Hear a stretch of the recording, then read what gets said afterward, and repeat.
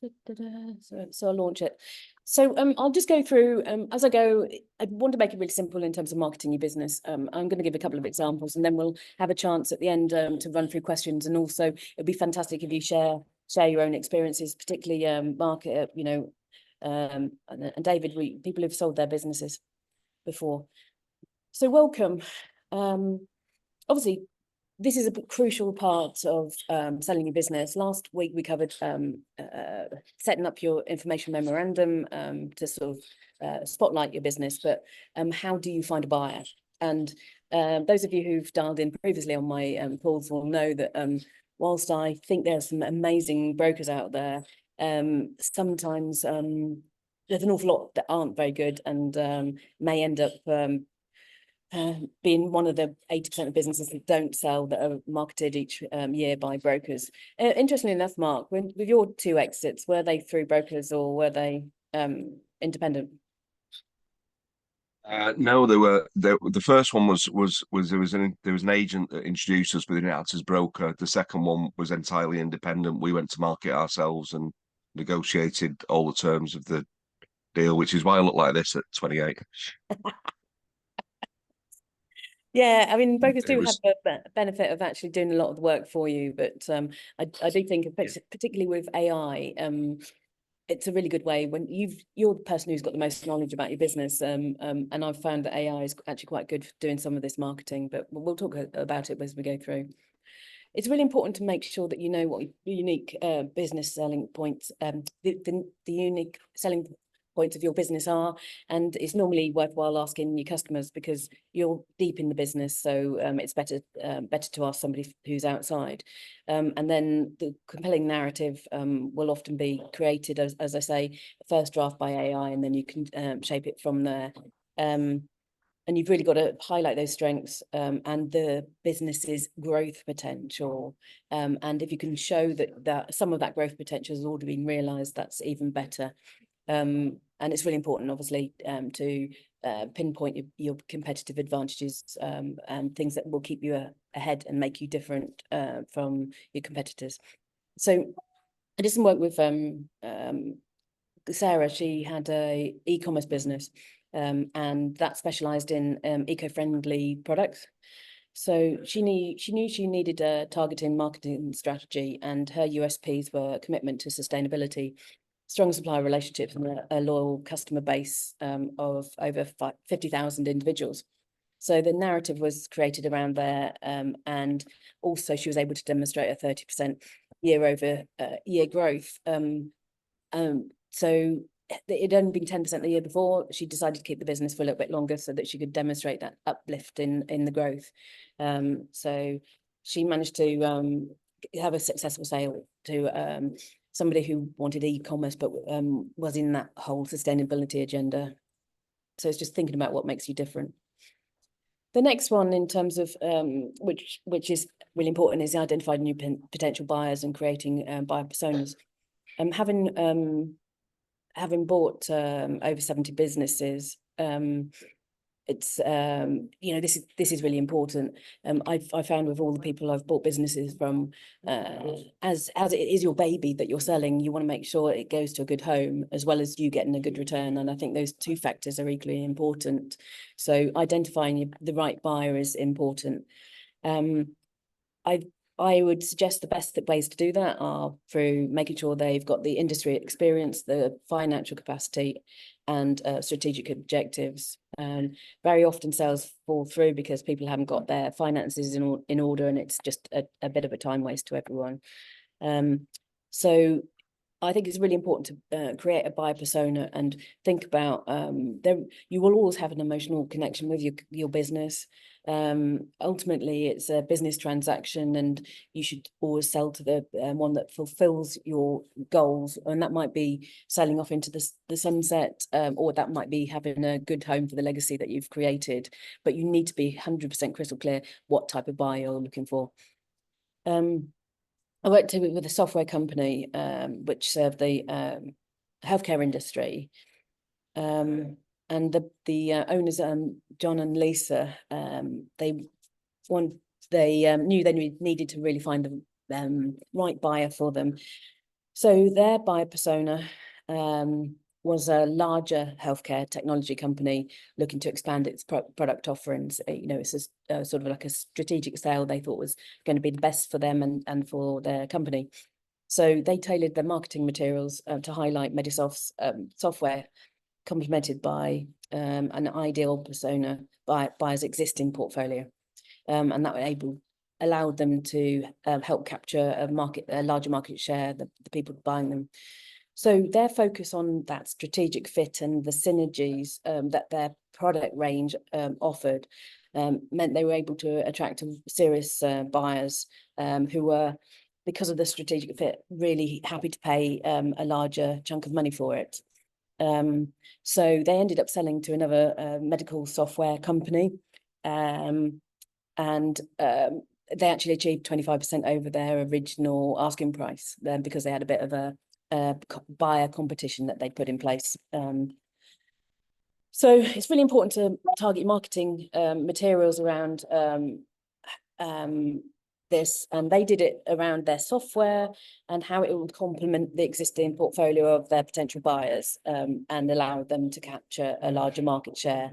And hence they achieved a much they fulfilled their two targets. One was to achieve a really good selling price, but the other one was to find a really good home for their baby. The next one is how do you actually do the materials. So last week we covered in more detail the information memorandum. That presentation is available on our YouTube site. So we covered over what needs to go in there. Next, you have to get a targeted email campaign, and very often that will be on social media. So if you've got a healthcare software business, for example, it's useful to see on LinkedIn the groups that are similar, and then you can start to do an email campaign on that if you want to be visible about your sale. I've got an example of this, which shows how you can really highlight your unique story. There was a manufacturing company led by this chap, Mike, and he created an IM that highlighted the company's state-of-the-art production facilities. They were really good on lean manufacturing processes, and they could demonstrate in their finances that since putting those in place, that had reduced costs by 15%, which, as you all know, will be 15% added to the bottom line. They also had really strong relationships with a couple of the biggest in that area of manufacturing. So there were some really good stories there. Fortunately, they didn't just rely on those two huge customers. They were able to show their top 20 customers shared a large proportion of the business. So even if they were to lose those customers in the future, it was a really solid company there. So by showcasing these assets, and through engaging visuals and case studies, which included information from their customers, they demonstrated how their company consistently delivered high quality products on time and within budget. So as a consequence, they were able to attract multiple potential buyers, and they ultimately sold to a strategic acquirer. So they got a significant premium on that. That he wanted to sell about a year before, but again, he worked a little bit on the business. The massive selling points were the fact that he had that strong customer base, and the fact that they'd already put in place procedures and processes that were, you know, sort of state of the art and could reduce cost savings, which ultimately the company that bought from them, the strategic buyer, implemented in the rest of their business. So it went really well, actually really well. So what channels can you use to attract buyers?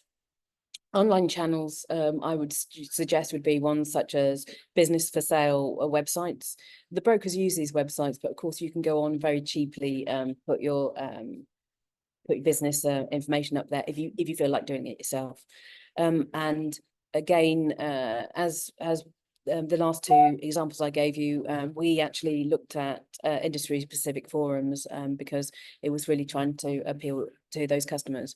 What you've got to bear in mind with those industry forums, of course, is that it will potentially be quite visible that you're up for sale. So you need to decide whether that fits well with you and your business and your team, or whether you want to keep that confidential. There's many ways that you can do exactly the same process and not put your name in, but give an indication of that. You are likely to get competitors that will come along and look to buy you, but I don't think that's necessarily a bad thing. You just need to make sure that they're serious about buying you, and before you give away any of your secret sauce to them. The offline channels that I recommend are things like industry events and conferences. And a lot of people I've worked with have gone along just as an attendee to these events. It's no, you don't need to put in money. It's just the time that's required to go to them. The personal networks are also a really good thing, and the last 4 businesses I think that I've worked with who have been selling have all sold to people who were in my buying network.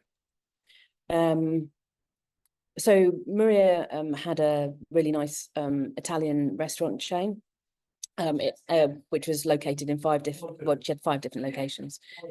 So when she decided to sell it, she used both online and offline channels, and she did that herself rather than through an agent. She did go on a restaurant specific sales website. I think restaurantbroker.com was one. And she also put some information on Facebook, and she used LinkedIn, her LinkedIn profile to do that. At the time, there was a National Restaurant Association show, so she went and did a bit of networking there, and she sort of highlighted her success story of the fact that she'd grown from 1 restaurant to 5, and there was a good inorganic and organic growth that she was able to demonstrate over a few years. So ultimately, over the last 5 years, she'd done a 25% year-on-year growth. So it's a brilliant selling story, and they obviously had a loyal customer base.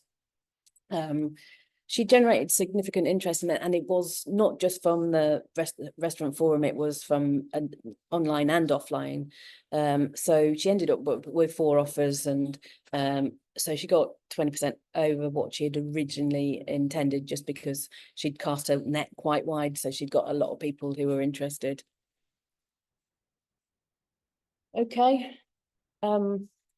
Once you have your potential buyers interested in your business, the next point is obviously preparing for that first meeting and the question and answer session. They will come with a set of specific questions that they want to know about your business, to get more information about your business and about the selling process, i.e. how quickly you want to sell, whether you want an asset or a share sale. The one interesting thing that happens in this session is there's normally a conversation about price. Anyone who sells their business through a broker or has taken advice on selling their business will always be told never to state what money they want for the business, and everyone who's buying a business has always been taught never to say how much they want to pay for the business. So it's a bit of a bun fight, and but I think it's really useful at that session to have the conversation about the potential money, because obviously if you've had your business valued, if you're confident that your business is worth 3 million, they only think it's worth 1.5 million, then you probably, it's probably a no-go. So I would suggest it is a useful time to have that conversation. Prices will always change during due diligence, and also through for the whole process. If you've got 3 or 4 potential buyers, it's likely that your price will be able to go up from there. So I would suggest giving a range and say you're looking for between 3 and 5 million for your business, for example. It just makes sure that you have people who are not time wasters, and that are able to go ahead with that transaction.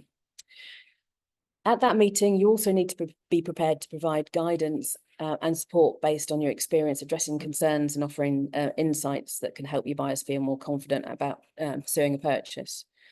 So Elizabeth had a successful marketing agency, and so she prepared information about the questions she thought that potential buyers would want to know, such as customer concentration risk. So she'd spent some time making sure that her business didn't just depend on one or two big customers. She'd broadened out her customer base so that risk was reduced. Although her top two customers had 40% of her sales. So Elizabeth was prepared and very transparent in her response. She explained that whilst the two clients were really significant with that high volume of total sales, the agency had implemented strategies to diversify the client base. And in the past year leading up to her selling her business, she'd had 20% increase in new client acquisitions over the last year. She also had a 5-year track record to show that she'd actually managed to attain a 95% client retention rate. So it demonstrated how good the relationships were between her team, not just herself, her team and the customers, and the value that provided. So she anticipated what the buyer's concerns might be, and she was able to go at it head on and provide evidence about the agency's resilience and its growth potential. That really helped to build some trust and instill confidence in, ultimately led to a successful sale. So you know your customers better than anyone. You really have to think about being transparent about your customer base and highlighting your strategies for diversification and growth. This helps you to build trust with these potential buyers and allows you to demonstrate your knowledge of the business and potential for future success, making it attractive to buyers. Very often I come across companies that are for sale and it's all about projected forecasts, but the forecasts aren't realistic and assumptions can't be backed up. So it's great if you can have a good tailwind going into your sale where you demonstrate that the things that you're talking about future growth, you've already achieved. For those of you who haven't been on the call before, we have a membership site called the Sales Success Circle, and if you haven't, unlike some of the people on the call today, if you haven't been through selling it, it can be daunting. I often say selling a business for the first time is like sending your 5-year-old to the Olympics when they've done their first width of doggy paddle. You're up against people who have often bought many businesses. So it's really important to know what to expect. So the membership club is a community of people who are selling their businesses. And for as little as £19 a month, it provides you all the tools, all the formats, all the coaching, online coaching and training that you need to really help accelerate your success with that. So what are the key takeaways from today? It's really important to have a clear marketing strategy for your business. You can go it on your own, or you can get an agent or broker to help you with that. But either way, it's important to understand the best ways to market your business and to try and put yourself into the feet of the people who would potentially buy your business. You need to be 100% clear on who your your buyer persona is and the type of people that will sell. I would always suggest you look at potentially your customers as people who might be able to buy your business, because you often would attract a better selling price because there's a strategic fit there, and there's some immediate benefits that they can have from there. As we've seen through this presentation today, with real life examples from Sarah, John and Lisa, Michael, Maria, Elizabeth and Andrew, implementing a targeting marketing strategy, identifying the right buyers and crafting your compelling marketing materials is really important. And you want to leverage multiple marketing channels to do that. and also use your network in a community like this. The other thing I would say is, if you are serious about potentially selling your business, or you want a free valuation and a 20-page report, then please go ahead and book a quick call with me, and I'm able to give you a quick strategy overview and review business, and that's free of charge.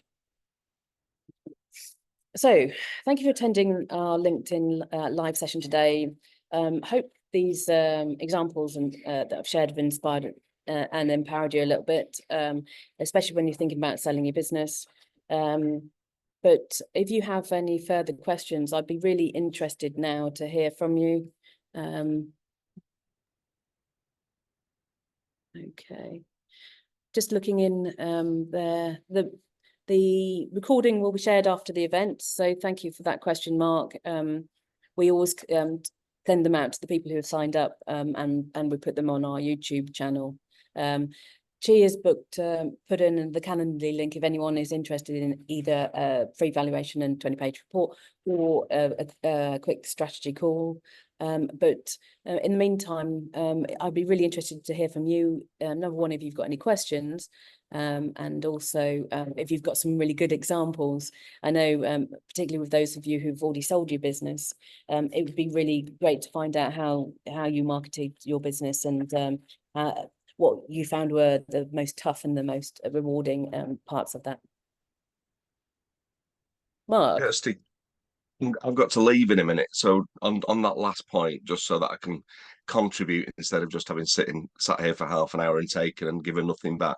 In terms of, I mean, it's a long time ago now. It's 20 years since I sold my last business, and But Mark, I thought you were only 28. Yeah, well, it was a newspaper round, Kirsty, that was particularly successful.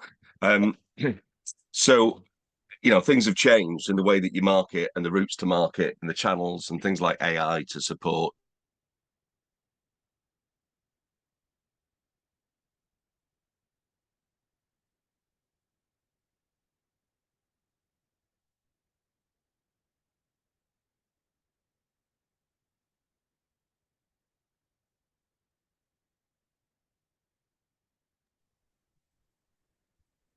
I think Mark's frozen.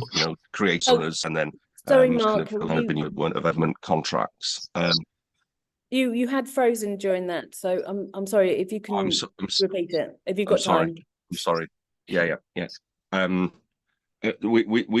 We sold off business plan first time round, and so we went into a 2-year earnout engagement. And one of the things that I struggled with in that earnout, and a big learning lesson, was that we didn't tie down the constraints that were put on us as a business during that earnout. And so it's quite, I spent 2 years wrestling with the PLC that bought us out, not to move to their business model. We were quite a new, young consultancy business. They were a very old, established engineering consultancy business of, 100 years standing PLC company. They wanted us to go to their model, which meant us effectively more than doubling our overhead, which reduced our margin, and our earnout was based on margin. So I spent 2 years fighting them to not do that, and that was all about the fact that we were naive in the early stages of not, I think because we were very keen to get the deal done as well, and we were young, not thinking about how can these, moving forward under that model, it's in the interest of these guys to buy our business and not to pay more than they need to for it, so they can easily affect the sale. So that was the first thing. And for me, the big learning point for me was on an earnout, particularly, to make sure that you spend a lot of time thinking about the operational realities of the 1 or 2 or 3 year period that you're going to be proving the business plan. Looking at that, Mark, what would you have done differently with the benefit of that experience? I'd have caveated that. I think I'd have tried to caveat, bearing in mind the relative the power dynamic in those relationships in that period of time. that we were in a relatively weak negotiating position because we were selling off business plan, although we did have a very good business, a very good brand, and so on and so forth. But it to me, it would have been nailing down the assumptions about how we were going to operate our business during that time. That we just assumed, I think, that we'd be allowed to carry on doing what we were doing the way that we were doing it, and we found ourselves, for example, we found ourselves the two directors of the company dragged into endless meetings, divisional meetings, sector meetings, so we'd gone from spending maybe half or 1 day a week on admin and non-fee earning activity to maybe 3.5 days a week of admin and non-fee earning activity, and we were the top earners. So and that filtered down as well to our principal and senior consultancy colleagues who were being dragged in because of their knowledge into different forums as well, and then being asked to attend events. And so those kind of things they had a big impact on the revenue, and therefore a big impact on the profit. And the earnout was all about, well, the sale was all about a multiplier on profit over the earnout period. So that was, I think, just knowing that now, if I went back into a similar scenario, I'd be saying, right, but when we do the deal and we go into our earnout, we are doing this, and this, and we're not doing this, and this, because that affects effectively the value of our business, the value of what you're buying, and how integrated it will become over time. I can accept that it needs to be integrated, but for 2 years, leave us unfettered, and then we maybe extend the deal. And for that next year, once we've got our deal done, then we'll do all the integration stuff and make sure that works. And then you'll get the benefit from the full value of the company that you're buying as well. So I think from both sides, it's probably naive. But yeah, it's funny, isn't it, when you go into a sort of like more corporatized PLC environment, and the amount of time that they waste when you're used to having that entrepreneurial flair and actually getting things done. Yeah. I've got to go now. Sorry, I'm running late. Thank you for your example, Mark, and it's great to see you. So thanks. I'll see you next time round. Thanks, Kirsty. Thanks, everybody. Good luck. Bye.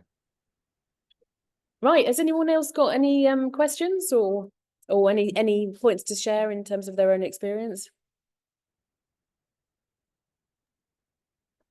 No, I haven't, but thanks, Kirsty. Thanks for that. It was another interesting one. What about you, Fran? Have you got anything in terms of how you are on your journey at the moment with regard to? You've got some really good examples there of what I should be looking at to plan for an exit. So I think that's really cool. I've made some notes. So fantastic. Do that. And if anyone's interested, I can, as a special today, I'll give you a free copy of my book, which is How to Sell Your Baby. So this runs through each step of the process, and hopefully takes a slightly light-hearted but very comprehensive view. So do let us know if you want a copy, and I can get that sent over to you. Anyway. Yeah, Kirsty. David, lovely to see you. That was quite interesting. I've got in mind one thing. It's a business I worked with a couple of years ago, and they had a product which they've mothballed because it needed an investor. It needed to be passed to somebody else to develop. So I might catch up with you and pick your brain on how you might actually take something out of mothball, but have sort of tag along if it gets developed. That sounds absolutely fantastic. I mean, there is a principle out there which more people are implementing at the moment, which is the work-in buyout one, and it's fantastic for those companies that are in that process, because you risk you get a retainer for working with that business, and you can potentially also take equity in that business. So it's a sort of win-win situation. So David, feel free to contact me directly about that. I was thinking of something like that because it happens a lot in the junior mining space, where you've got geologists that's found something and wants it developed. So that's absolutely fascinating. Yeah. Okay. Yeah. I'll catch up with you maybe next week. Yes, absolutely. And I've got your Calendly thing too. So let me just. Wonderful. Okay, well, thank you everyone for joining today. If there isn't any, oh, Steve is. No, I'm just going to say cheerio. I'm heading off in a minute. Yeah, thanks. Thanks. So it's great to see you all on the call today, and Fran, it's great to meet you for the first time, and it'd be nice to continue a conversation with you outside the meeting as well. But yeah, great to see you Great, all. thanks, Kirsty. Chi, if you want to stay on as well, that would be great. When we can have a little bit of a chat. But thanks everyone, and next time I'm going to be less holiday.